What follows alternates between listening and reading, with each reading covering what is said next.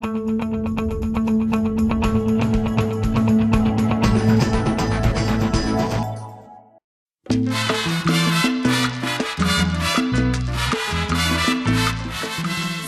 nástup športovcov v 4 farbách, ktoré reprezentovali 4 regióny, otvoril Tikom plážovú olympiádu 11. júna.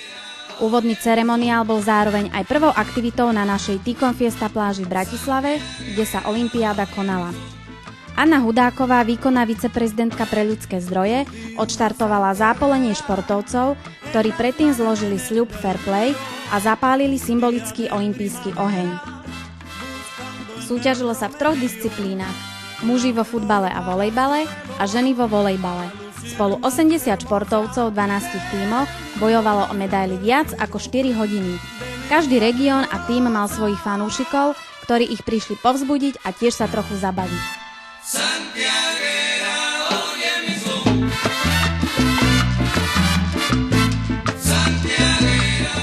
Sa nám páči, ako naši zamestnanci úporne športujú a bojujú v zásadách fair play, takže je to super.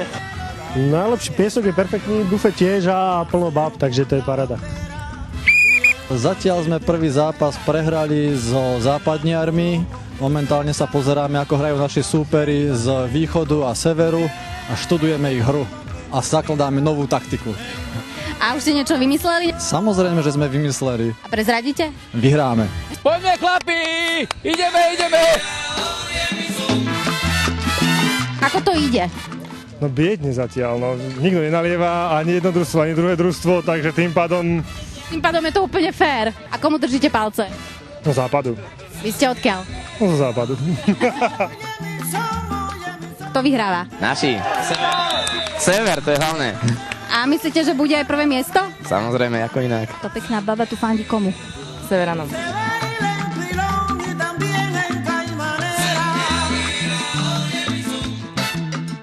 Víťazi volejbalistov si zahrali exibičný zápas s výberom odvážnejších riaditeľov. V tom čase už publikum netrpezlivo čakalo na vyhodnotenie. Členovia výkonného manažmentu spolu s našou olympijskou nádejou plavkyňou Denisou Smolenovou ocenili víťazov a dokonca aj porazených. Nakoniec najviac úspechov zožal silný Sever. Názov futbalového tímu Draci Severu bol výstižný a spolu so ženskými favoritkami, volejbalistkami zo 4. C, si odniesli až 2 zlaté trofeje. Tá posledná zostala v Bratislave a vybojovali ju chlapi vo volejbale. Bolo to úžasné, hlavne to počasie. Ďakujem Bohu asi aj pánu Ilkovi, že to tak dokázal. Fakt, bolo to super. Mali by sme ho zobrať na stratégiu. Hej! Nie je dôležité zúčastniť sa, ale vyhrať. Náš úspech hlavne spočíval v tom, že sme veľmi dobrý kolektív v práci a teraz sa nám to podarilo pretaviť na pôde ťažkého favorita z Bratislavy a vyhrali sme 2 zápasy, jeden sme remizovali a vidíte, máme tu titul. Ciky-cak! Hej! Vyhrali sme to tak! Hej! A to, čo sme sa tu dneska stretli, boli perfektné baby. Baby zo západu nám dali zabrať a baby z juhu boli excelentné. Tak to sú víťazky! Na konci dňa nezáležalo na víťazstve. Ako povedal pán Šulc v záverečnej reči, o zlatú medailu ide vždy hlavne pri zákazníkovi. Všetci zúčastnení športovci, ako aj zamestnanci, ktorí prišli tento deň relaxovať na pláž, využili akciu na 50% zľavu na občerstvenie a spolu oslavili športové úspechy, vzájomné stretnutia aj dobré počasie, ktoré ako zázrakom vydržalo po celý deň.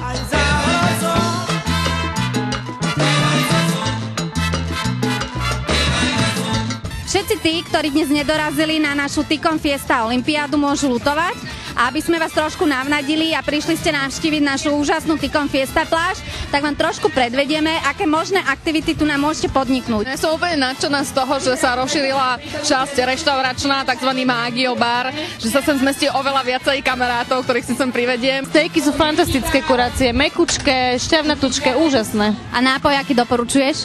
Mojito Virgin. Najväčší lenivci sa tu môžu vyvaliť a pospinkať si po dobrom obedíku. No aby ste si nemysleli, že tu budete iba oddychovať a lenošiť, máme tu aj úžasné stroje na kondičku a krásne telo a máme tu takéto skvelé sprchy, ktoré neviem... ktoré sa takto púšťajú. Magio obývačka je aj tento rok samozrejmosťou. Prídite, vyskúšajte si Magio, ak ho doma nemáte. Všetky dámy určite ocenia okrem krásneho výhľadu, ktorý vidíte za mnou, aj prekrásne lehátka magentové. Pre mňa osobne number one je Ticon Fiesta Bar, ktorý ponúka skvelé drinky, aj alkoholické, nealkoholické a dokonca sa tu aj najete. Tak na zdravie.